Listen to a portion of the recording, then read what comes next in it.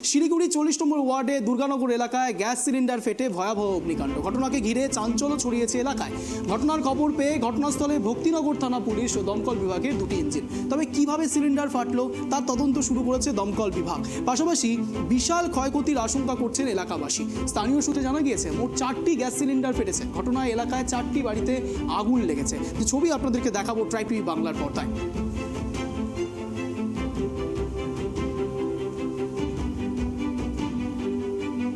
আপনারা দেখছেন যে ছবি একেবারে সেই জায়গার ছবি, গ্রাউন্ড জিরোর ছবি, শিলিগুড়ির সেই ছবি। গ্যাস সিলিন্ডার ফেটে ভয়াবহ অগ্নিকাণ্ড। এই বিষয়ে বিস্তারিত জানবো। এই মুহূর্তে রয়েছে আমাদের সঙ্গে আমাদের প্রতিনিধি ঋষি। ঠিক গ্যাস সিলিন্ডার ফেটে যে অগ্নিকাণ্ড ঘটনা ঘটেছে, হতাহতের কোনো সংখ্যা জানা যাচ্ছে?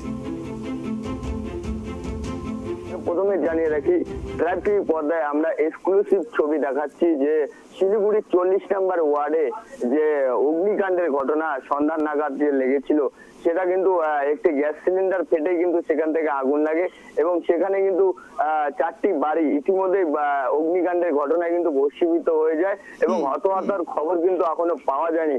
তোমাকে জানিয়ে রাখি, পরপর যে আগুন লাগে এবং গ্যাস সিলিন্ডার থেকে আগুন লাগার পরে যে টিনের চালের বাড়ি ছিল, যারা ভাড়াটিয়ারা ছিল, তাদের কিন্তু 4টি বাড়ি ইতিমধ্যে ভস্মীভূত হয়ে যায় এবং গ্যাস সিলিন্ডার রীতিমতো ফেটে কিন্তু আতঙ্কের সৃষ্টি হয় এলাকায়।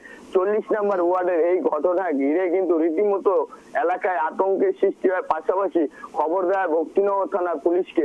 পুলিশ ঘটনাস্থলে পৌঁছালেও কিন্তু স্থানীয় বাসিন্দাদের যেটা অভিযোগ রয়েছে যে দমকল আসতে কিন্তু অনেকটাই দেরি করেছে।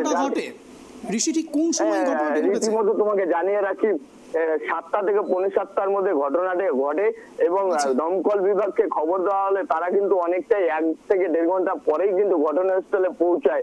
স্থানীয় বাসিন্দা কিন্তু এটাই অভিযোগ করেছেন। 7:45 থেকে 7টা হলে 8:30 থেকে 8টার সময় দমকল বিভাগ সেখানে পৌঁছলো।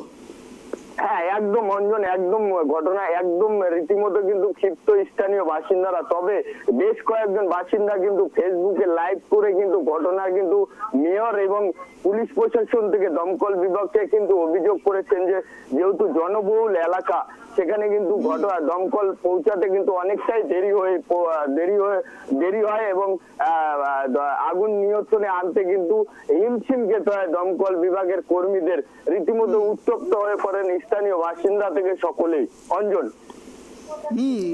বেশ ঋষি, নজর রাখো, নজর থাকবে আমাদেরও। একেবারে যে ছবি আপনারা দেখতে পাচ্ছেন ট্রাইব টিভি বাংলার পর্দায়, এক্সক্লুসিভ সেই ফুটেজ, যেখানে একেবারে যা বললেন আমাদের প্রতিনিধি, 7:45 থেকে 7টার সময় এই ঘটনা ঘটেছে, কিন্তু 1 ঘন্টা পর 1 ঘন্টা সময় লেগে গেল দমকল বিভাগের সেখানে পৌঁছানোর জন্য। সবচেয়ে বড় যে প্রশ্ন, সেটা জনবহুল এলাকা ছিল এবং এই জনবহুল এলাকার মধ্যে অনেক মানুষের চাঞ্চল্য বেড়ে যাবে এই ঘটনাকে কেন্দ্র করে, এটা অত্যন্ত স্বাভাবিক। কিন্তু গ্যাস সিলিন্ডার ফেটে যে ভয়াবহ অগ্নিকাণ্ড ঘটেছে, তার 1 ঘন্টা পরে ঘটনাস্থলে দমকল বিভাগের 2টি ইঞ্জিন। যদিও বা এখনো পর্যন্ত হতাহতের সংখ্যা সেইভাবে বোঝা যাচ্ছে না, কিন্তু নজর থাকবে আমাদের এই খবরের দিকে।